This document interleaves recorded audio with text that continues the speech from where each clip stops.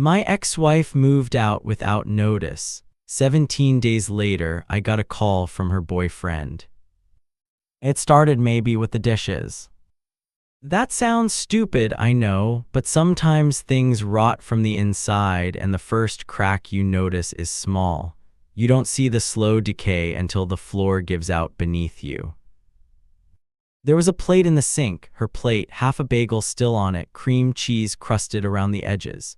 She left it there. Not unusual, not damning, just unbothered. The kind of thing we used to bicker about playfully in the early years, me rinsing everything obsessively, her rolling her eyes, calling me a kitchen fascist with a grin. That was back when even our arguments had flirtation in them.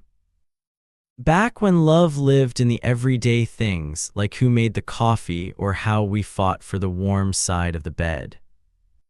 But that morning, I looked at the plate and felt nothing but static. Just that dull hum of tiredness behind my eyes, like I'd been squinting at a life too small for too long. I rinsed it silently like I did every morning that month, then checked the clock. 8:17. She should have been down by then. I listened for her footsteps, the creak of the upstairs floorboards, the sound of the bathroom door clicking shut, familiar sounds that had begun to feel like memories even while they were still technically happening. That was the thing, it wasn't that she left me suddenly. She'd been leaving me for months, quietly, gently, like someone folding a blanket and putting it away without waking the baby. I made coffee, poured 2 cups out of habit.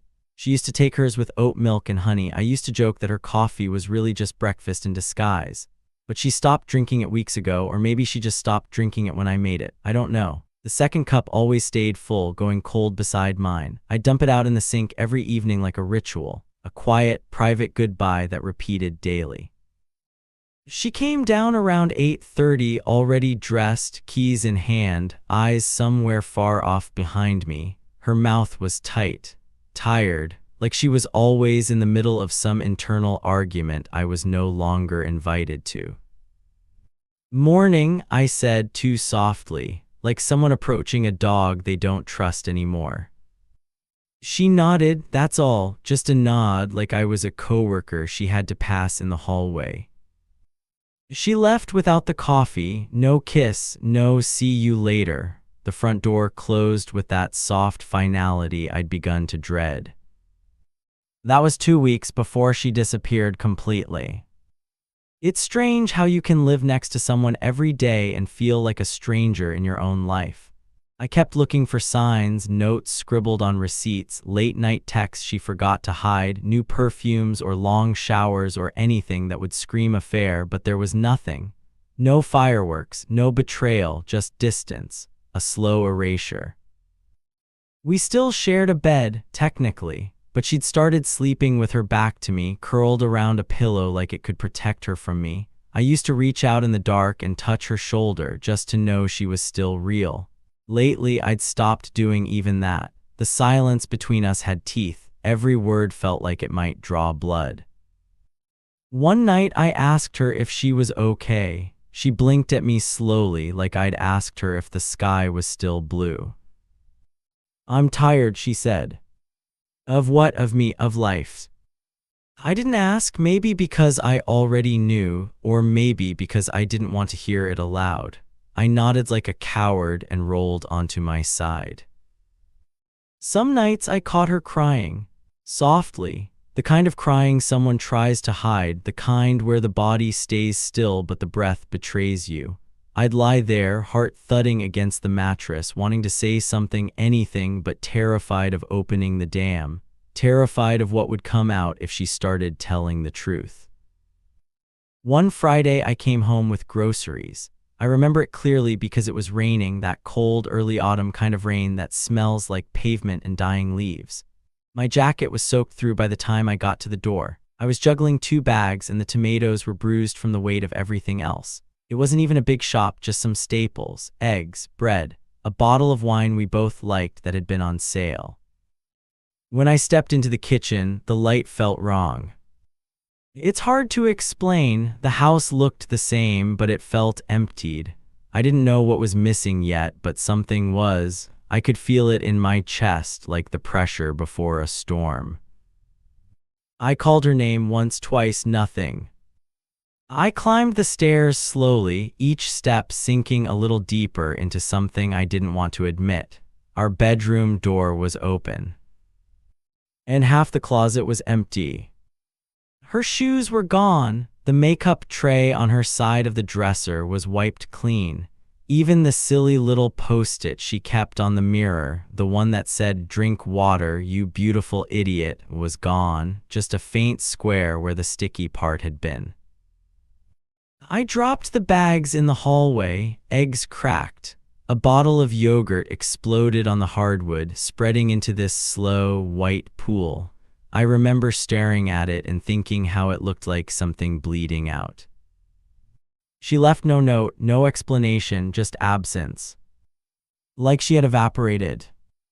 I walked around the house like a man who had come home to find his family abducted.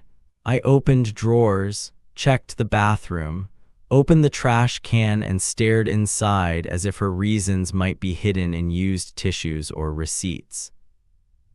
Nothing, just echoes. The next few hours are a blur. I think I sat on the kitchen floor. I think I cried. I know I opened the bottle of wine and drank straight from it, wiping my mouth with the back of my hand like a teenager. I might have screamed. I might not have made a sound. Time folded in on itself. I kept asking myself, why now? But that wasn't the real question. The real question was, why didn't I see it coming? And I guess I did, in pieces, in size, in the way she stopped laughing at my jokes, in how she'd flinch when I touched her shoulder like I was waking her from a dream she wanted to stay in. The truth is, she left me 100 times before she actually walked out the door. I just wasn't brave enough to notice.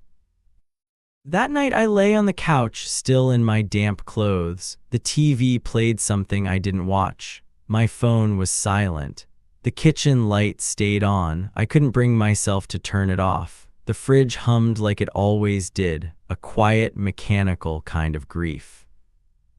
I didn't sleep. I just stared at the ceiling and listened to the absence of her breath in the next room. And that was how it ended, not with shouting, not with drama. Just a plate in the sink, a half-empty closet, a long, impossible silence. And a man too afraid to admit he'd already lost her. The morning after she left, I stood in the kitchen and poured 2 cups of coffee. Out of habit. I watched the second cup fill and just stared at it, steam rising in slow spirals like it hadn't gotten the news yet. Like somewhere in some version of reality, she was still upstairs putting on mascara, muttering about how tired she looked, sipping her coffee with both hands like she always did, elbows on the counter, eyes distant but warm. I threw the cup out. Not just the coffee, the whole mug, picked it up, walked to the sink and hurled it in with this sick, clean crack. Ceramic shattered, pieces bounced into the drain. A shard sliced my finger. Blood welled fast, bright, the color too alive for the rest of me. I didn't bandage it, just let it bleed onto a paper towel while I stood there staring at the window, unable to remember what day it was. Everything after that became a blur of sharp, hollow details. That's grief, I think. It doesn't fog you, not at first. It sharpens things you didn't ask to see. Like how quiet the house was without her phone notifications buzzing every 10 seconds, or how the imprint of her body was still there in the couch cushion, or how the towel on the back of the bathroom door, her towel, still smelled faintly like coconut and lavender in sleep. I told no one. Not for the first week, not my sister, not my friends, not even the guy at work who noticed I was wearing the same shirt 3 days in a row and said, "Long week, huh?" with that clueless grin people use when they're trying to connect. I said nothing. I was afraid of the sound of my own voice saying the words, "She left me." That made it real. Saying it aloud would be like nomming a ghost and inviting it into the house. So I kept quiet, I kept drinking. I stopped eating real meals, just grabbed whatever was closest: pretzels, old soup, a cold slice of pizza I found in the back of the fridge. I slept maybe 2 hours at a time, always on the couch, always with the TV on, just enough noise to convince me I wasn't alone. The TV became my witness. It watched me fall apart. Every night, something new: reruns of sitcoms with canned laughter that felt cruel, nature documentaries that reminded me the animal world is full of clean, merciful deaths, late-night news, the anchor's voice smooth and dead-eyed, delivering disaster after disaster with calm detachment. 17 days. That's how long it took for the world to crack open again. It was a Tuesday, I know, because it was garbage night and I'd forgotten to put the bins out for the second week in a row. I was taking out a leaking bag of trash when my phone buzzed in my pocket. Unknown number. I almost didn't answer. I'd stopped picking up for everyone, but something in me, maybe the part that still hoped, still waited, pressed accept. There was a long pause on the other end. Then a voice, male, nervous. "Hey, this is weird. I'm sorry to be calling. My name's Matt. I'm with Nina." The time didn't freeze, it shattered. I stood there holding a bag of garbage, the sour smell of rot seeping through the plastic, as her name fell out of this stranger's mouth like a match onto gasoline. "With," he'd said. "With." I didn't say anything. I couldn't. My mouth went dry. My lungs forgot their rhythm. "I'm only calling because she's not doing well," he went on. "Emotionally, she's not really talking. She says you might understand more than I would." I almost laughed. Understand? I was the one she ghosted like an unpaid bill. What was I supposed to understand? Why she couldn't even give me the courtesy of a goodbye? Why she let me rot in the shell of our life while she started a new one in someone else's bed? He didn't sound like an asshole. That was the worst part. He sounded kind, worried, maybe younger than me, maybe someone who still believed in fixing things. "I thought you should know," he said. "Take care, man. Take care, man." That line haunted me for days, the casual cruelty of it, the borrowed politeness, like I was just some minor subplot in the love story he was now living. After that, I disappeared completely. I turned off my phone, didn't go to work, didn't answer the door when my neighbor knocked to ask if I was okay. I was a ghost in a house full of haunted furniture, walking room to room like maybe she'd be there, maybe this was a test, a dream, a sick joke. I wanted to smash everything. I wanted to curl up in the closet with her old shirts and scream into the fabric until my voice gave out. I wanted to find her, look her in the eye, and ask her what I did wrong, even though I already knew. Even though I had a list in my head longer than any letter. I was selfish, I was distracted. I stopped asking how her day was. I loved her with the volume down. I think she left the moment she realized she was more alone with me than she'd ever been by herself. I wish I could say I started healing right then, that I got off the floor and showered and found purpose, but I didn't. I just stopped moving. Stopped calling people back, stopped caring about deadlines or bills or what day it was. I lived in hoodies, ate crackers and instant noodles. My body became something I had to drag around. I stopped brushing my teeth. I started sleeping in my clothes. I stopped believing mornings meant anything. I was in survival mode, but there was nothing I was surviving for. And yet, a part of me was still waiting for her to come back, for the door to open and her to say she made a mistake, that it wasn't what she thought, that she missed me. But it didn't happen. She was gone, and I was still here, alone in the wreckage, bleeding from places no one could see. Grief changes shape, but it never really leaves. At first, it was a storm, violent, suffocating. Then it became fog, still heavy but quieter, more deceptive. I could go days without crying, but I couldn't go 5 minutes without remembering. And then it came, the confrontation, but not in the way I expected. It didn't start with her walking back in. It started with a box I found while cleaning the closet, or rather, pretending to. You can only avoid the artifacts of a person for so long before you realize they've turned to landmines, buried under the most mundane places. It was a small gray box, one of those linen-covered things with a magnetic lid. I didn't recognize it at first. I thought it might be mine, something from college or a birthday. But when I opened it, I felt the air shift. Inside were things that used to be ours, now looking like evidence. A movie stub from our first date. Nina had written "Best Night" on the back in her terrible, loopy handwriting. A seashell from the beach we swore we'd go back to every summer. An old photo booth strip, both of us drunk and glowing and stupidly in love. And buried under all of it, a notebook. One of hers. I almost didn't open it. But I did. The first few pages were blank. Then came a list, not neat, not organized, just scrawled like she was trying to outrun the thoughts as they came. Feeling small. Feeling invisible. Always apologizing. His silence when I cried. Dreaming about air. Dreaming about doors. There was no he, no you, just enough distance in the words to make it about someone else. Or maybe that was the final act of kindness, not numbing me, as if that softened the blow. I read it standing up, notebook trembling in my hands, and then sat down on the floor like the air had been knocked out of me. She hadn't left because of someone else. She hadn't even left because she stopped loving me, though maybe that had happened too. She left because being with me made her feel small, made her feel less. And I had done that.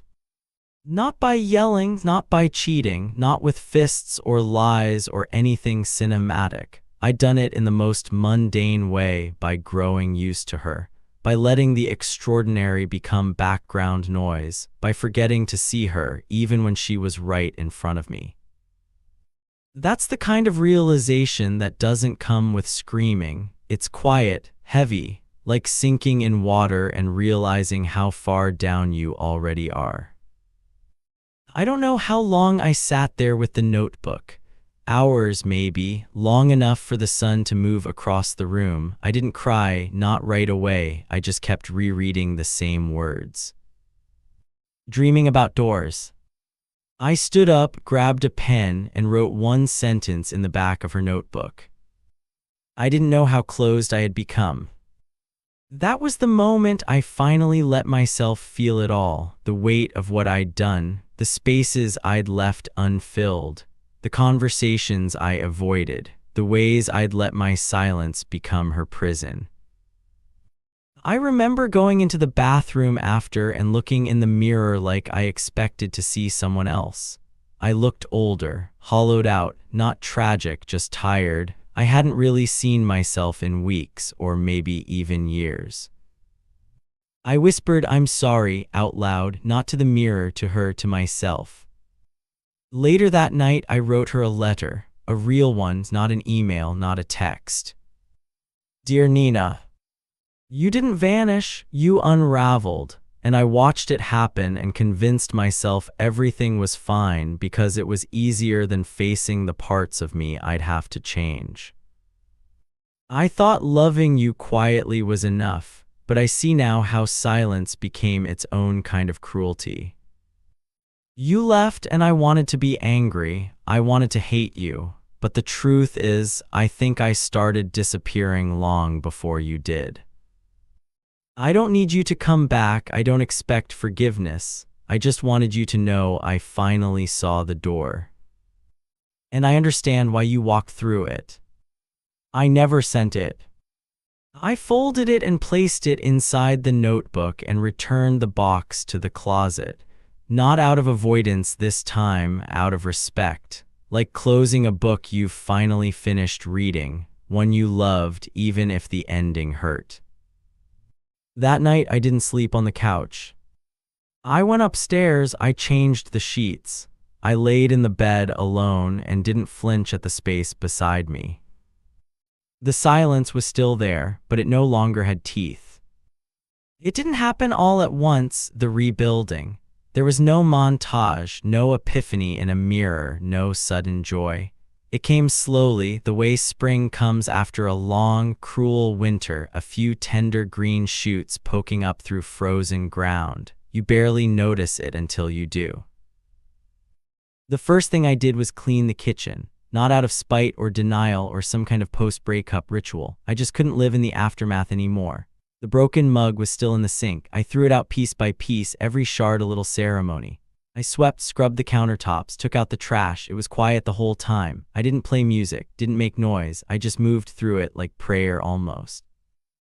Then I bought groceries, real ones, not chips or beer or microwave dinners. I bought vegetables, lemons, a loaf of bread that actually went stale instead of moldy because I was eating again. That felt like a small miracle. I started sleeping in the bed again, not because I was over her, but because I didn't want to be afraid of my own home anymore. The mattress felt too big for a while. Some nights I'd still roll over, half expecting to find her curled up there, back to me, knees drawn to chest. But that image stopped hurting eventually. It just became what it was, a memory, a soft one. And then, without really meaning to, I started talking to people again.